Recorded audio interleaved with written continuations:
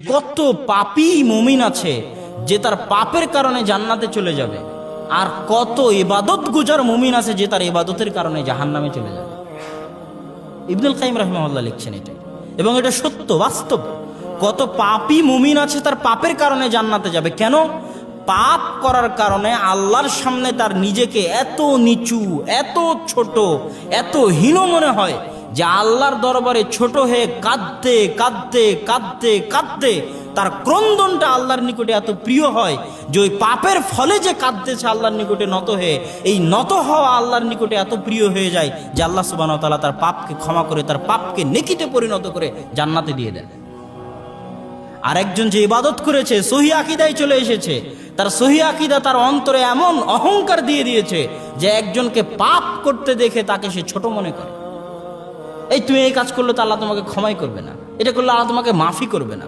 যখনই আল্লাহর ক্ষমা এবং আল্লাহর মাফের সাথে চ্যালেঞ্জ করে বসে, নিজের অন্তরে অহংকার চলে আসে, তখন এই ইবাদতের অহংকার আল্লাহর ক্ষমার সাথে চ্যালেঞ্জ আল্লাহ বরদাস্ত করতে পারেন না।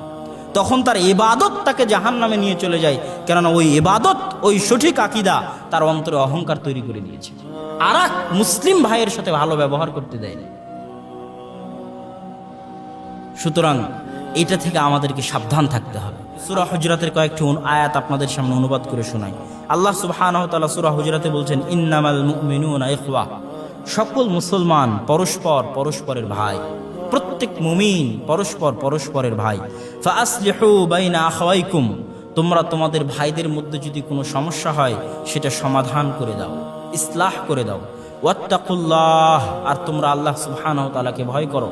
লাআল্লাকুম তুরহামুন, হতে পারে যে তোমরা দয়া প্রাপ্ত হবে।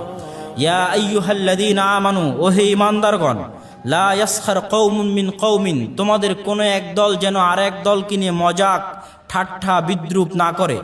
আসা আইয়াকুনু খায়রাম মিনহুম, হতে পারে যেই দল আরেক দলকে নিয়ে ঠাট্টা বিদ্রুপ করছে, ওই ঠাট্টা বিদ্রুপকৃত, যার ঠাট্টা বিদ্রুপ করা হচ্ছে, ওই দলটাই উত্তম হতে পারে ঠাট্টা বিদ্রুপকারী দলের চেয়ে, হতে পারে। কেননা কার অন্তরে কি আছে, কে আল্লাহর নিকটে কতটা প্রিয়, এটা তো কেউ জানে না। আল্লাহ সুবহানাহু ওয়া তাআলা পরের আয়াতে বলছেন, ওয়ালা নিসাউম মিন নিসাইন, আর কোন মহিলাদের দল যেন আর এক মহিলাদের দলকে নিয়ে ঠাট্টা বিদ্রুপ না করে। আসা আইয়াকুন্না খায়রাম মিনহুন্না, হতে পারে যারা ঠাট্টা করছে তাদের চাইতে তারা যাদেরকে নিয়ে ঠাট্টা করছে তারা বেশি উত্তম।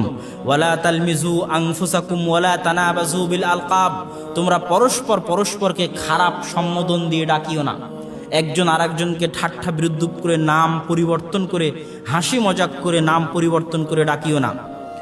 ওয়ামাল্লাম ইয়াতুব ফাউলাইকা হুমুয যালিমুন, আর যারা এই কাজগুলো থেকে তওবা করবে না তারাই হচ্ছে জালিম।